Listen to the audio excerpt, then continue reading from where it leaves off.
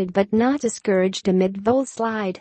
Knoxville, Tennessee, AP. Tennessee coach Butch Jones says he's disappointed but not discouraged and believes he still has the support of athletic director John Currie as the Volunteers try to snap a 4-game skid. The Vols, 3-5, head into their Saturday homecoming game with Southern Mississippi, 5-3, trying to avoid their first 5-game losing streak since 1988, when they dropped their first 6 games, before rallying to finish 5-6. It's definitely been a challenging month, but the message has stayed the same, Jones said. It's been unfortunate, some of the things that have happened this year, but this is where your character is really tested. You find out about the resolve and resiliency of yourself and everyone around you. Your character's on display. Jones, who has a 33-26 record in 5 years, is making $4.1 million annually with a contract that runs through February 28, 2021.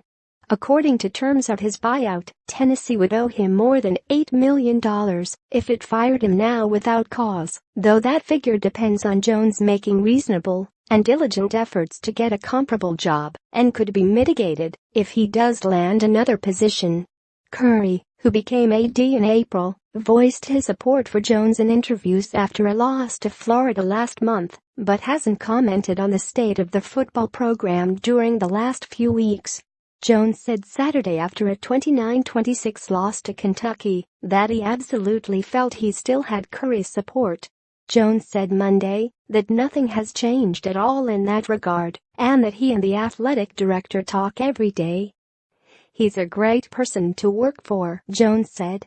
After opening the season in the AP Top 25, the Vols are winless in SEC competition.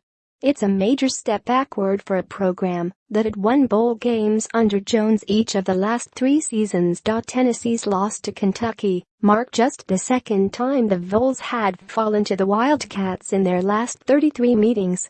The skid also includes a 41-0 defeat to Georgia that represented Tennessee's first shutout since 1994 and its most lopsided home setback since 1905.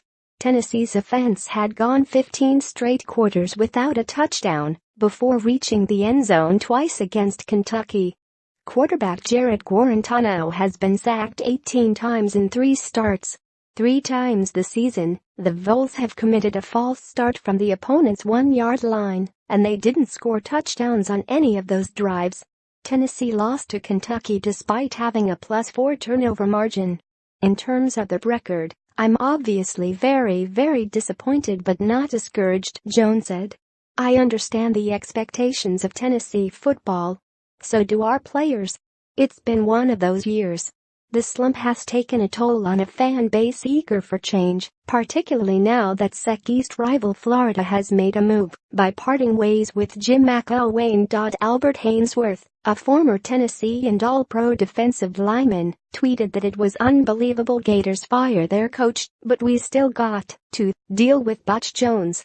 The hashtag #EmptyNeyland has circulated on Twitter among disgruntled fans believing they can hasten Jones' departure by skipping home games. There's been a ton of people that have been supportive, Jones said. This is a great community. We have a lot of great friends here. There's been a lot of people that have been extremely supportive. I understand everybody being upset. If I was a fan, I'd be upset too. I bleed with them, but also I understand we need to win some football games. I'm going to do everything in my power for our players, for our university, for our program to get that done. Notes, Jones said leading rusher John Currie and backup linebacker Will Ignant would return to practice Monday and that, whether they'll be available for the Southern Mississippi game or not, that's on them. Currie and Ignant were suspended for the Kentucky game after being cited last week on misdemeanor marijuana-related charges. Jones said wide receiver Josh Smith won't play against Southern Mississippi because of an ankle injury. Jones considers injured offensive tackle Marcus Tatum doubtful for Saturday's game. Tatum didn't play against Kentucky.